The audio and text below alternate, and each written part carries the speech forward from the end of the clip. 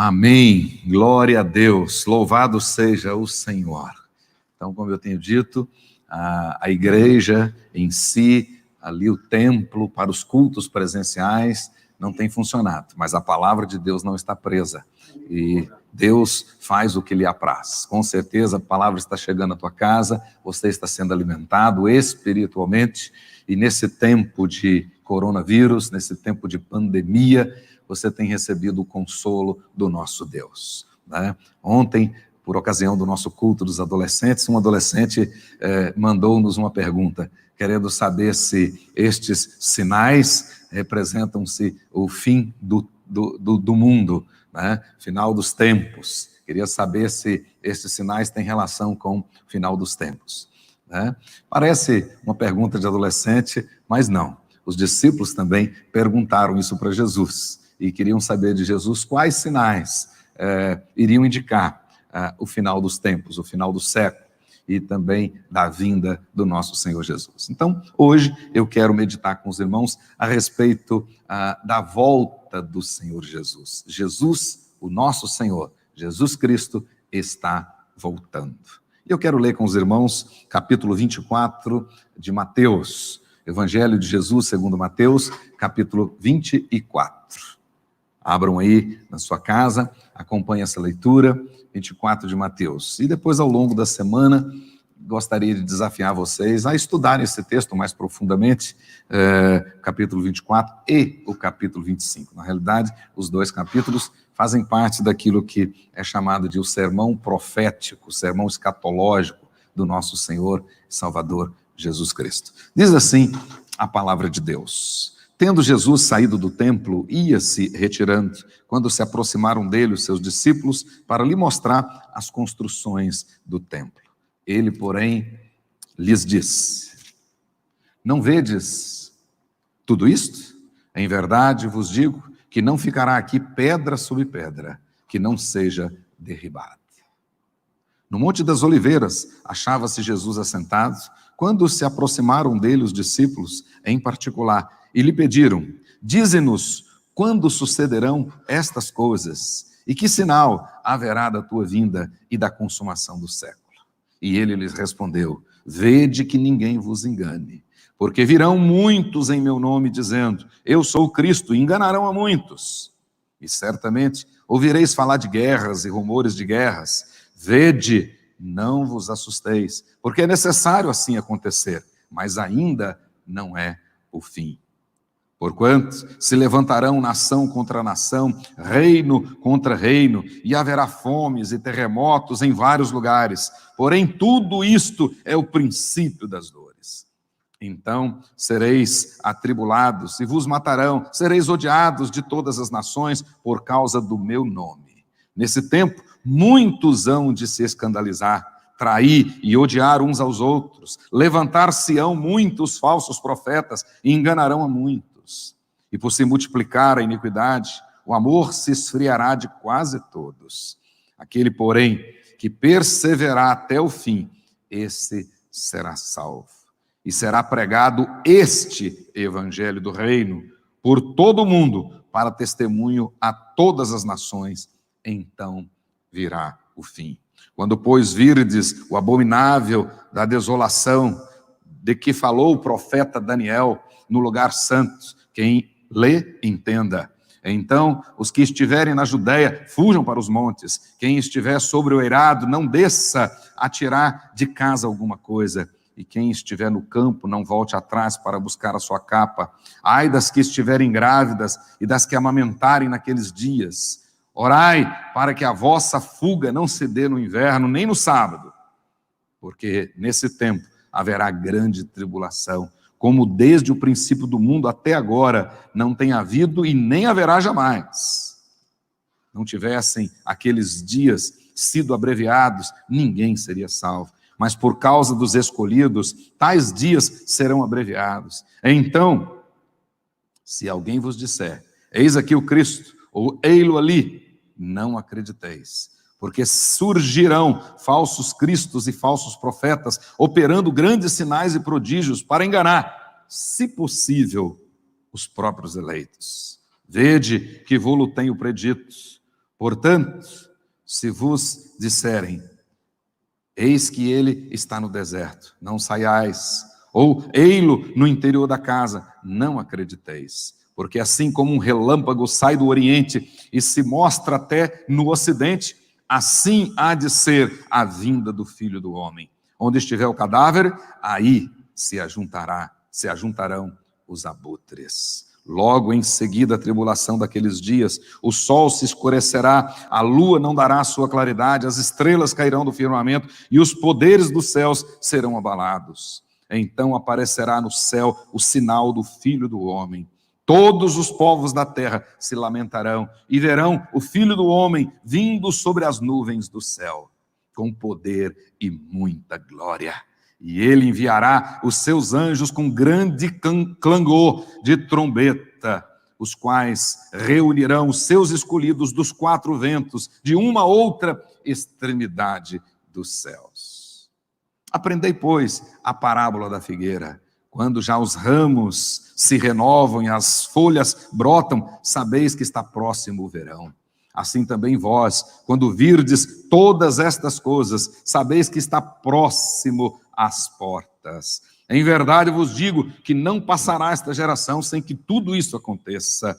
Passará o céu e a terra, porém as minhas palavras não passarão. Mas a respeito daquele dia e hora, ninguém sabe, nem os anjos dos céus, nem o Filho, senão o Pai. Pois assim como foi nos dias de Noé, também será a vinda do Filho do Homem. Porquanto, assim como nos dias anteriores ao dilúvio, comiam e bebiam, casavam e davam-se em casamento, até o dia em que Noé entrou na arca, e não o perceberam, senão quando veio o dilúvio e os levou a todos. Assim será também a vinda do Filho do Homem. Dois estarão no campo, um será tomado e deixado o outro. 2 estarão trabalhando no moinho, uma será tomada e deixada a outra. Portanto, vigiai, porque não sabeis em que dia vem o vosso Senhor. Mas considerai isso: se o pai de família souber a que hora viria o ladrão, vigiaria e não deixaria que fosse arrombada a sua casa. Por isso, ficai também vós apercebidos, porque a hora em que não cuidais, o Filho do Homem virá. Quem é, pois, o servo fiel e prudente, a quem o Senhor confiou os seus conservos para dar-lhes o sustento a seu tempo? Bem-aventurado aquele servo a quem o Senhor, quando vier, achar fazendo assim.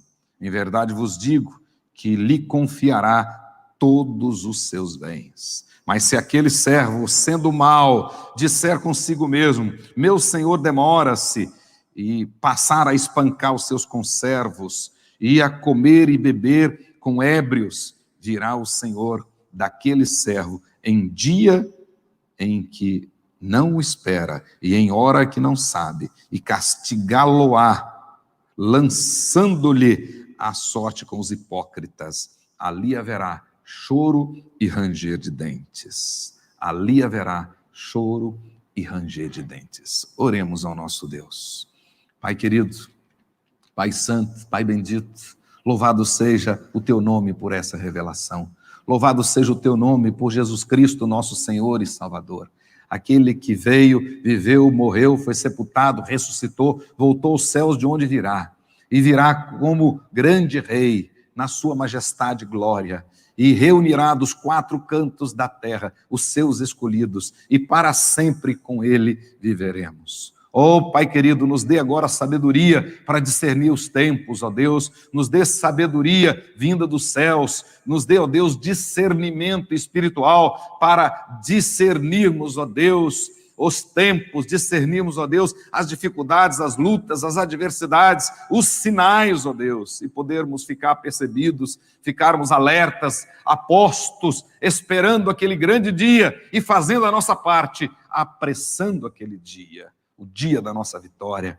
Oh, Pai querido, nos ajude agora a viver esse tempo, a entender este momento. Tenha misericórdia de nós e da tua igreja, tenha misericórdia do teu povo que não está podendo, ó Deus, usufruir agora da comunhão dos santos, reunindo no mesmo lugar, mas abençoa, Senhor, o teu povo que se encontra agora espalhado por vários lares, em várias famílias, mais do que nunca agora, a sua igreja é uma grande família de famílias, ó Deus querido.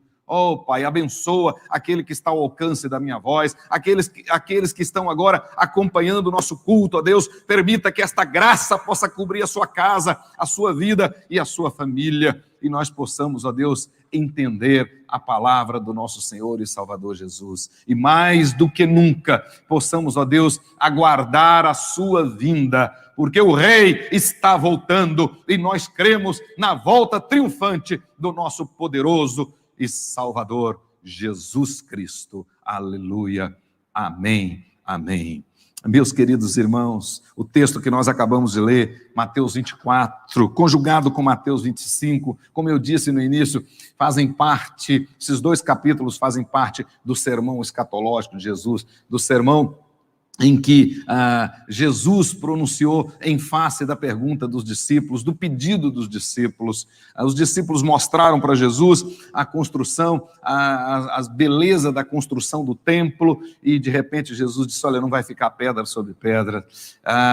E depois, em particular, lá no Monte das Oliveiras, o texto diz que os discípulos chegam para Jesus, aproximam-se de Jesus e perguntam para ele, Mestre, dize-nos quando sucederão estas coisas e que sinais haverá da tua vinda e da consumação do século, consumação do templo, a conclusão do templo, do fim do mundo. Na realidade, os discípulos, diante daquilo que Jesus tinha acabado de falar, eles disseram, Senhor, diga para nós, que sinais nós teremos, que sinais nós poderemos observar, como ficaremos atentos à proximidade da tua volta e do fim do mundo.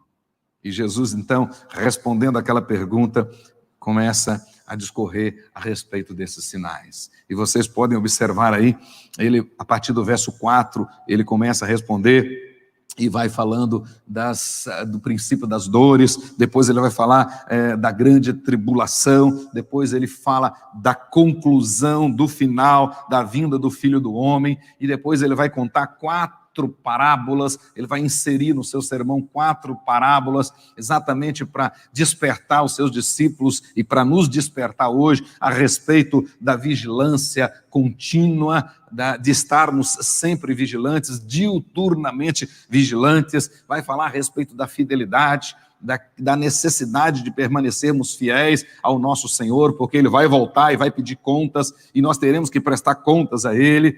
Vai falar de estarmos apostos, de estarmos prontos, de sermos prudentes e não sermos nécios, não sermos desatentos, desavisados, nada disso. E ele vai caminhando para o final, falar aí do grande julgamento, quando ele voltará como rei, as oportunidades estarão cessadas, e ele assentará no grande trono branco e vai julgar. E os seus anjos recolherão dos 4 cantos da terra todos os seus escolhidos, mas todos estarão diante do Senhor, todos, e naquele dia, como diz o próprio Senhor Jesus, ele separará, como o pastor separa dos cabritos as ovelhas, e vai colocar as ovelhas à sua direita, os cabritos à sua esquerda, e vai definitivamente separá-los. As ovelhas ele dirá, entra no gozo do Senhor, aos cabritos ele afastai de mim, malditos, porque eu não vos conheço. Na realidade, respondendo àquela pergunta, Jesus vai falar a respeito dos sinais. E hoje, para nós, Jesus fala a respeito desses sinais, sinais que já aconteceram, sinais que estão acontecendo e sinais que certamente acontecerão, até mesmo porque o próprio Senhor Jesus diz que estes sinais que nós estamos vendo hoje não são os últimos, outros ainda virão, mas na realidade, tanto os sinais que já aconteceram antes, os sinais que estão acontecendo hoje, os sinais que acontecerão no futuro, todos eles acontecerão nos últimos dias e apontarão para o último dia que acontecerá na volta do nosso Senhor e Salvador Jesus Cristo. Então, na realidade, meus queridos irmãos, você que está me assistindo aí, vocês que estão me ouvindo em vários lugares do Brasil e do mundo, eu gostaria de dizer para vocês que este coronavírus é sim um sinal de Deus, não é só permissão de Deus, não, é enviado por Deus, como que num esforço para chamar a atenção do mundo, para chamar milhões e milhões de pessoas que caminham a passos largos para a perdição, para chamá-los ao arrependimento. É exatamente para isso que estes sinais servem. Por enquanto, estes sinais ainda estão mesclados de graça e de misericórdia. E Deus, então, está chamando o povo, Deus está chamando a atenção da igreja, está despertando a igreja. Por isso é que nós precisamos agora claramente entender estes sinais. Primeiramente, Jesus vai deixar claro para nós que nós não devemos ficar assustados. É isso que ele disse para os seus discípulos. Quando vocês observarem isso, não vos assusteis. Segundo, Jesus vai dizer claramente aí que nós não podemos ignorá-los. Também não podemos fazer de conta que não estamos vendo esses sinais, que eles não têm relação conosco. Que sempre aconteceu e que vai acontecer, portanto é mais um ou menos um. Não, nós não podemos ignorar os sinais. Deus está falando, Deus está chamando a igreja, está chamando o povo ao arrependimento. Mais do que nunca, nós precisamos de discernir esses sinais. Então, em relação aos sinais, Jesus nos ensina a não nos assustar, mas também ensina a não ignorá-los. E mais do que isso, ensina que nós devemos saber entendê-los. Nós precisamos saber discerni-los. E discernimento espiritual. No contexto antecedente desse capítulo 24, lá no capítulo 16 de Mateus, quando fariseus e saduceus, aproximando-se de Jesus, tentando, pediram-lhe um sinal dos céus. No versículo 2, Jesus diz assim, Jesus, porém, lhes respondeu, chega a tarde e dizeis, haverá bom tempo, porque o céu está avermelhado. E pela manhã, hoje haverá tempestade, porque o céu está um vermelho sombrio. Sabeis, na verdade, discernir o aspecto do céu, e não podeis discernir os tempos? Na realidade, mais adiante, no capítulo 12 de Lucas, Jesus chama esses escribas e fariseus de hipócritas, porque sabiam interpretar os aspectos da terra e do céu, entretanto não sabiam discernir os tempos, a época. Por isso, Jesus os chama de hipócritas. E Tiago, falando sobre isso, deixa bem claro que aqueles fariseus e escribas não tinham a sabedoria de Deus, não tinham a sabedoria do alto. Antes, a sabedoria deles era terrena, era animal, demoníaca. Tiago, capítulo 3, verso 15. E nesse sentido, o escritor da carta aos Hebreus diz que eles eram crianças e não tinham experiência no ensino da justiça. Mas, dizia o escritor da carta aos Hebreus, o alimento sólido é para os adultos e pelo exercício constante tornaram-se aptos para discernir o bem e o mal. O escritor da carta aos Hebreus está dizendo que para nós discernirmos os sinais que estão aí, este em especial, precisamos do conhecimento da palavra, precisamos nos voltar para a palavra. Você, meu irmão, que está me escutando aqui agora, você não vai entender estes sinais que estão aí através do WhatsApp, através dos posts, através da Veja, através dos meios de comunicação. Não, você vai entender através da palavra. Então, mais do que nunca, precisamos voltar para a palavra. Aproveita esse tempo que você está ficando mais em casa, esse tempo de pouca mobilidade, estude mais a palavra, busque mais a palavra, e você vai entender com mais clareza estes sinais. Estou dizendo isto exatamente porque nós precisamos entender que estes sinais, especialmente esta pandemia que nós estamos vivendo, é plano de Deus. Sim, é plano de Deus, não é só permissão de Deus, não. Faz parte do plano eterno de Deus. É um chamamento do Senhor. Deus está chamando ao arrependimento a humanidade que caminha a passos largos para a perdição. Deus está chamando a igreja, a atenção da igreja, para a proximidade da volta do Senhor Jesus. Jesus Cristo está voltando. Nós precisamos entender isso. É isto que esses sinais dizem para nós. Mas, à luz do que Jesus está ensinando aqui no capítulo 24, nós podemos ver que estes sinais precedentes à volta do nosso Senhor e Salvador Jesus procedem de Deus e servem para pelo menos 3 propósitos. São muitos, mas eu quero destacar 3 propósitos desses sinais que nós estamos vendo hoje. Né? Hoje, esse coronavírus que mostra a sensibilidade corrompida já das pessoas, mostra a debilidade do ser humano, a pequenez do ser humano. Pessoas, grandes países, grandes nações com muitos recursos estão se rendendo a essa pandemia. Muitas autoridades espalhadas pelo mundo não sabem o que fazer, né? Não tem solução para isso. Né? Um vírus que é invisível a olho nu está aí deixando o mundo atordoado, né? Não consegue entender. Mas nós podemos, à luz da palavra, tirar pelo menos 3 propósitos dessa pandemia, desses sinais que estão aí. Primeiramente, os sinais, eles servem para mostrar a graça de Deus. Né? Você pode estar aí já contaminado por essas mídias derrotistas, por essas mídias, pelos profetas da desgraça, né? Pelos achólogos. Você pode estar contaminado, seu coração já pode estar derretido, você pode estar ansioso, com medo, cansado, mas eu quero dizer que a despeito de todo esse quadro assustador que está aí, nós podemos ver a graça de Deus.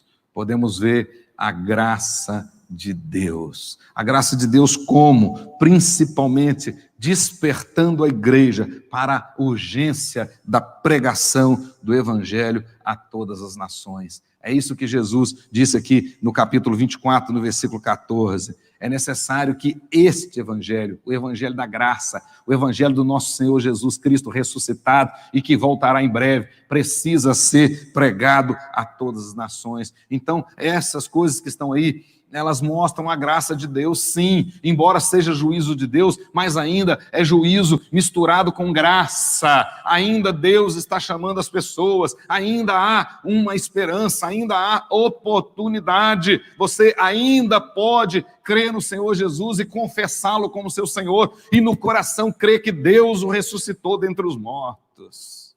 Então, nós podemos ver isso, ainda a graça de Deus. Deus está chacoalhando a igreja, para a igreja acordar e ir cumprir o papel dela, a vocação dela. Deus está chacoalhando a igreja, para a igreja ir chamar os que ainda estão longe. Ainda longe, a igreja está sendo despertada para executar o chamado geral, a sua obrigação. E o Espírito Santo haverá de fazer o chamado específico, o chamado irresistível na vida daqueles que Deus escolheu na eternidade. Então, eu posso ver nessa pandemia toda graça de Deus, Deus mostrando a sua graça, despertando a igreja para pregar o evangelho. Meus irmãos, nessa hora, nós precisamos sair da nossa zona de conforto. Vocês estão vendo aí todos os dias mortes e mais mortes, o anúncio de que morreram pessoas, dezenas, centenas de pessoas espalhadas pelo mundo, e certamente muitas delas morrendo sem Jesus, muitas delas morrendo longe do Senhor Jesus. Então, a igreja precisa ser despertada. De fato, esses sinais mostram a justiça de Deus, mas por enquanto essa justiça ainda está recheada, mesclada de graça. Ainda é uma justiça misturada com graça. Segundo, nós podemos ver nesta pandemia, podemos ver nestes sinais, nos próprios sinais que Jesus fala aqui no capítulo 24, nós podemos ver Deus provando o seu povo para mostrar quem é quem. O texto vai deixar claro que através destas destes sinais, Deus prova o seu povo com tribulação. Capítulo 24, verso 9, 10, 21 e 22. Jesus está falando de tribulações que virão sobre o povo dele, o povo de Deus, com o objetivo de provar a fé, de provar o compromisso, de provar a fidelidade do povo dele. Também a apostasia, capítulo 24, versículo 23 até o 26, está falando da apostasia. Apostasia aqui significa deserção da fé, falta de compromisso. E muitos, por causa do desespero, por causa da perseguição, vão esfriar na sua fé, vão deixar de ter compromisso com Deus, vão desertar. Apostasia. Mas também ele fala aí, no capítulo 24, no versículo 12, ele fala da iniquidade, a multiplicação da iniquidade. É muito curioso a palavra que aparece aqui, muito curiosa a palavra que aparece aqui para iniquidade, que significa anomia, significa, na realidade, desprezo e violação da lei. É a condição daquele que não cumpre a lei, daquele que não quer ter compromisso com Deus, e a consequência disso é a depravação moral. Essas coisas virão sim, e vêm da parte de Deus exatamente para separar, para soprar, de fato, a palha. A Bíblia diz que o próprio Senhor Jesus, né, João Batista falando isto, referindo-se a Jesus e apontando para Jesus, e diz que Jesus viria para separar o trigo da palha e colocar fogo na palha, com fogo que jamais se apaga. Portanto, essas lutas, essas adversidades, esses sinais também virão sobre a igreja também passará, sem dúvida, a igreja passará pelo princípio das dores e passará sim pela tribulação, exatamente para que haja uma separação do trigo e a palha. Precisamos entender isso. Então, esse tempo de sinais, esse tempo de pandemia, esse tempo de dificuldades, e a igreja, nós, os lavados no sangue do Cordeiro, passamos por isso também, sofremos isso, estamos sofrendo, mas eu posso ver aí, primeiro, uma graça especial de Deus despertando a igreja para pregar. Nós precisamos trabalhar mais, pregar mais, precisamos agir mais, mas eu vejo aí também uma ação de Deus para realmente depurar o seu povo, que é joia preciosa para ele, que é metal precioso para ele. Então, podemos ver isso. Mas, em terceiro, nós podemos ver aí também que esses sinais, eles indicam também, apontam para o juízo de Deus. Observe bem que, por enquanto, esses sinais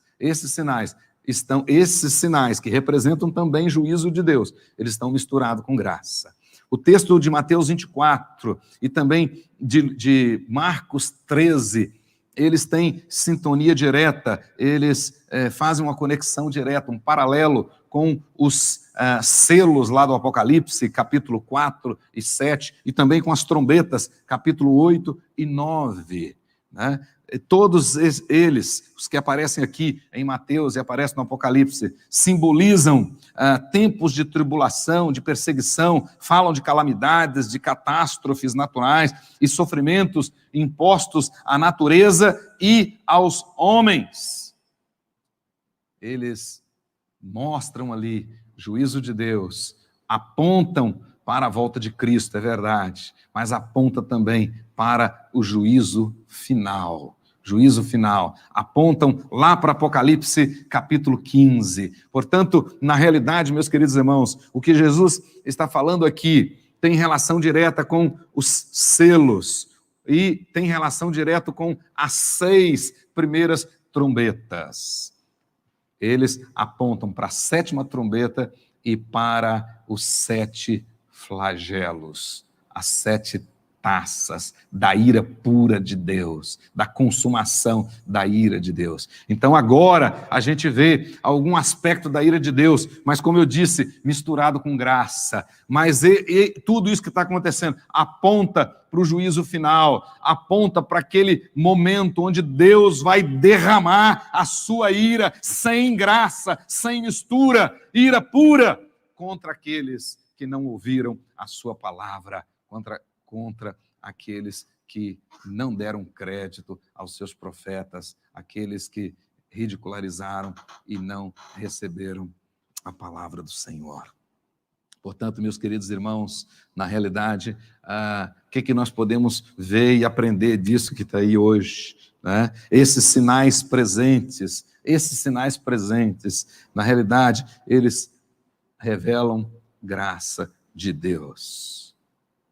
Graça de Deus. Portanto, ainda é tempo, antes que venha o grande e terrível dia do Senhor, profetizado por Joel, capítulo 2, versículo 31.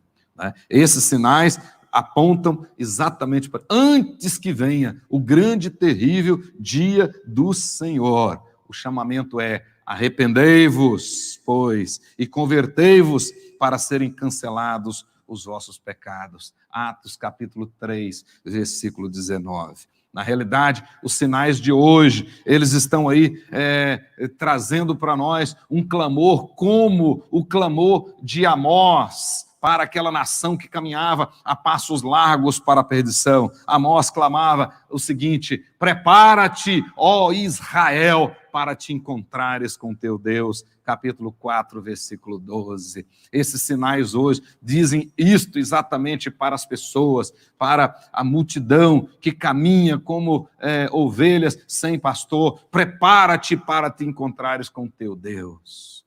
Ainda isto que está acontecendo tem graça e misericórdia de Deus, mas isso aponta para o dia em que a cólera de Deus será derramada sem graça. João, no Apocalipse, nos revela um detalhe curioso, muito curioso mesmo, destes sinais, e que faz toda a diferença. Ele diz lá que os selos foram abertos no céu, e quem os abriu foi Jesus Cristo ressuscitado, o único achado digno de abrir os selos e de desatar os selos e abrir o livro. Olha que coisa maravilhosa. Os selos foram abertos nos céus. Isto significa que os céus comanda a terra. Isso significa que o que está acontecendo hoje não está acontecendo por acaso, não está acontecendo porque se houve um acidente, se foi acidental ou proposital na China ou em qualquer outro lugar. Não. Quando a Bíblia diz que os selos foram abertos nos céus, deixa claro para nós em que Deus tem o controle de tudo isso. Isso que está acontecendo aí não pegou Deus de surpresa. Não, absolutamente não. Isso aí não está fora do conhecimento de Deus e nem do plano de Deus. Também não. Os selos foram abertos nos céus. A trombeta tocada a partir do céu. Portanto, é Deus que controla a história, é Deus que controla a humanidade. A história não é cíclica, a história segue para um cumprimento, segue para a consumação. E a consumação acontecerá na volta do nosso Senhor e Salvador Jesus Cristo. O último dia dessa história se dará na volta do Senhor Jesus, quando as trombetas soarem e Jesus voltar. Olha que coisa maravilhosa.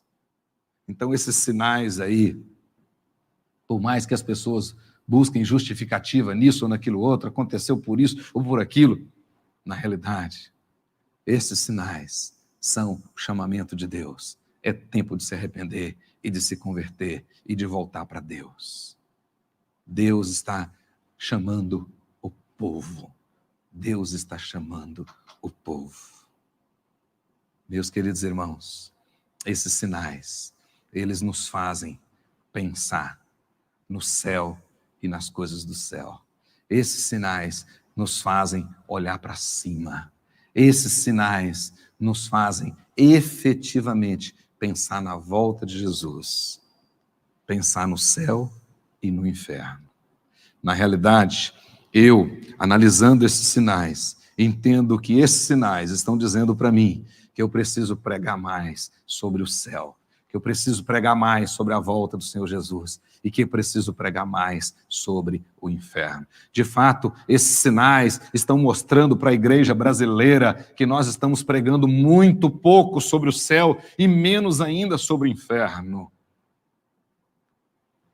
Na época da Guerra Mundial, o primeiro-ministro inglês, Winston Churchill, ele dizia o seguinte: a Inglaterra está chafurdada nessa situação porque os pregadores não estão pregando nem sobre o céu e nem sobre o inferno, dizia ele. Nem sobre o céu e nem sobre o inferno. Por isso, a Inglaterra está nessa situação. É verdade. Quando não se prega sobre o céu e sobre o inferno, as pessoas não têm medo do inferno e não têm vontade de ir para o céu. Esses sinais, o que está acontecendo aí, mostra para nós que existe céu e que existe inferno. E que para o céu vão todos aqueles que têm Jesus como Senhor e Salvador e que aguardam a sua vinda. Aguarda a sua vinda. Portanto, meus queridos irmãos, estes sinais apontam para a vinda gloriosa do nosso Senhor Jesus Cristo. Aponta para a vinda gloriosa. E na vinda gloriosa do Senhor Jesus, na vinda gloriosa do Senhor Jesus, na realidade, muitos se alegrarão, mas muitos chorarão amargamente. Infelizmente, esses sinais chamam a atenção da igreja para nós podermos acordar e pensar na volta do Senhor. A Bíblia fala muito da vinda do Senhor Jesus, da segunda vinda. Para vocês terem uma ideia, a respeito da primeira vinda, nós temos cerca de 300 referências na Bíblia. E sobre a segunda vinda, nós temos 2.400 referências. Embora seja um dos assuntos mais falados na Bíblia, infelizmente é o mais negligenciado pela igreja contemporânea. Esses sinais chamam a nossa atenção para a vinda do nosso Senhor e Salvador Jesus. A vinda do nosso Senhor e Salvador Jesus é certa. A vinda do nosso Senhor e Salvador Jesus Cristo é iminente, poderá acontecer qualquer hora. O próprio Jesus diz aqui, assim como um relâmpago sai do Oriente e se mostra no Ocidente, assim será a vinda do Filho do Homem. Ele virá em dia e hora que ninguém sabe e que provavelmente a maioria não vai estar esperando. Então, é melhor se preparar agora. A volta do Senhor Jesus estabelecerá o fim da história. Então, quando os discípulos perguntaram os sinais de quando acontecerá a consumação do século, ou seja, o fim dessa história acontecerá na volta do Senhor Jesus. Então, a volta do Senhor Jesus estabelecerá o fim da história e, mais do que isso, estabelecerá o fim das oportunidades de salvação. Com a volta do Senhor Jesus, não terá mais oportunidade de salvação. Será como nos dias de Noé. E, infelizmente, muitas pessoas têm se comportado como, com exceção da família de Noé, todos se comportaram nos dias dele. Não deram ouvidos para o profeta de Deus, e não prestaram atenção. E, de repente, quando acordaram, já não tinha mais jeito, já não dava mais tempo. Assim é hoje também. E, por fim, meus queridos irmãos, nós precisamos, mais do que nunca, aguardar, apressar a vinda do Senhor Jesus e entender esses sinais e viver esse tempo com confiança. Com confiança. É isso que o escritor da carta aos Hebreus, no capítulo 10, no versículo 35. Nós não podemos abalar na nossa fé, na nossa confiança, na nossa convicção. Com perseverança, não desviando nem para a direita nem para a esquerda, com perseverança, a despeito das tribulações, a despeito das lutas e das dificuldades, mas com esperança. Em breve estaremos todos juntos. Então, quero terminar dizendo o seguinte: os sinais, esse tempo que nós estamos vivendo, eles têm relação com sinais da volta do nosso Senhor e Salvador Jesus Cristo. Que você esteja preparado. É isso que Jesus ensina aqui, e é isso que ele recomenda aos seus discípulos. Que você esteja preparado. Não seja como as virgens nécias. Não, esteja preparado com a sua com a sua lamparina cheia, cheia. Que você esteja realmente vivendo e agradando o seu Senhor, cumprindo o que Ele te pediu, porque Ele voltará. Está voltando. Como está a sua vida? Como está a sua vida? Aqueles que não prestarem atenção, aqueles que estão desatentos e que não perceberem a volta do Senhor Jesus, naquele dia, o seu lamento será vão. Não adiantará lamentar. Não adiantará. Ouvirá a voz do Senhor dizendo: afastai de mim, maldito, porque eu não te conheço. O tempo é agora. Ainda a porta da graça está aberta. E Jesus é a porta. Que Deus te abençoe, meu querido irmão, irmã, ouvinte. Que Deus te abençoe. E que você possa pensar na segunda vinda. Paulo, animando os crentes da igreja de Colossos, animando os colossenses, ele diz: pensai nas coisas lá do alto, onde Cristo vive, e não nas coisas aqui da terra. Pensai, buscai as coisas do alto. Que Deus te abençoe e abençoe a sua casa, em nome de Jesus.